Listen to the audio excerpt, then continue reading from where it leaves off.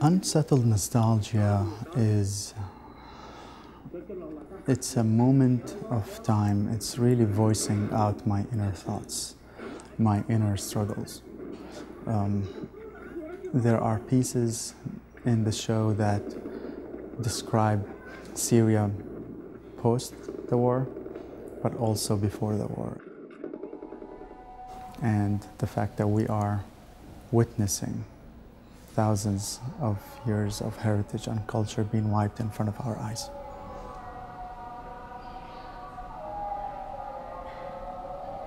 I grew up falling in love with architecture, but not fully realizing it.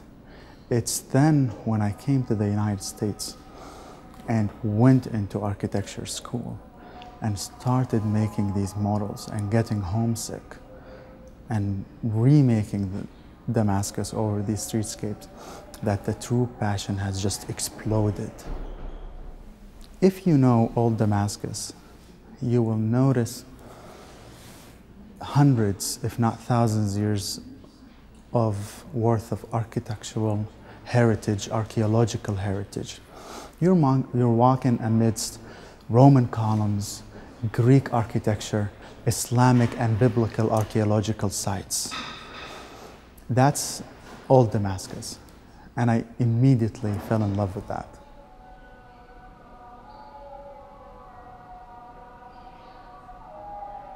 The layers among layers that accumulated over the years on these walls, and the plaster and the little graffiti and calligraphy that people left on the side of the streets and the walls and the names of their lovers and so on. The work, titled Unsettled Nostalgia, represents a wide streetscape that is made out of memory. It reflects a state of severe homesickness.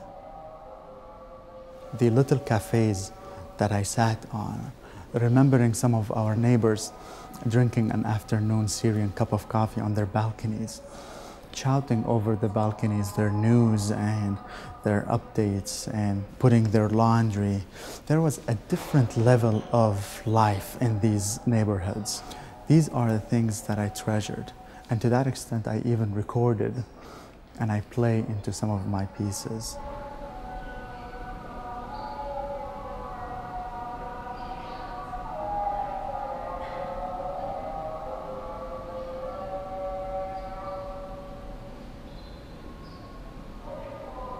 So the hope was in these pieces, when you see the human effect, that trace that I left on architecture, that you would engage emotionally.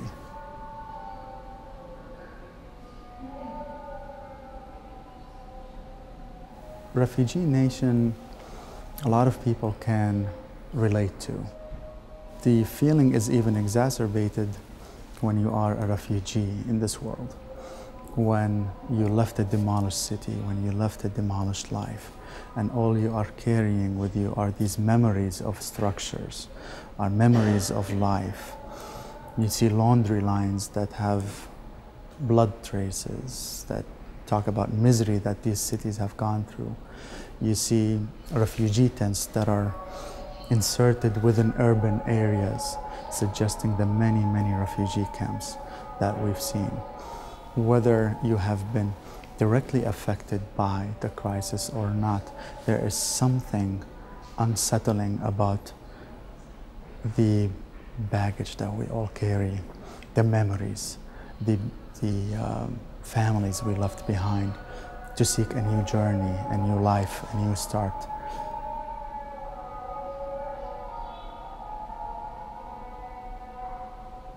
I cannot be there on ground to show support and give my condolences to the families. But what I could do is I could acknowledge the status quo and remodel the destruction, which is very sensitive to me and very exhausting. There's an intentional move in my work not to make a piece very pessimistic. What you don't see on ground there is a very cheerful Quranic phrase that is spray painted on the demolished buildings. I can do that through art. So when somebody that has been affected by this catastrophe sees a piece and it reminds them of what they've gone through, but also reads a verse that assures them that justice will prevail, it brings another hope, another level of justice, and hopefully a bright future to come. I hope this work reaches a level where it engages a wider audience. Strong artwork touches people at a deep level and leaves them with a message. That's the art that I believe in.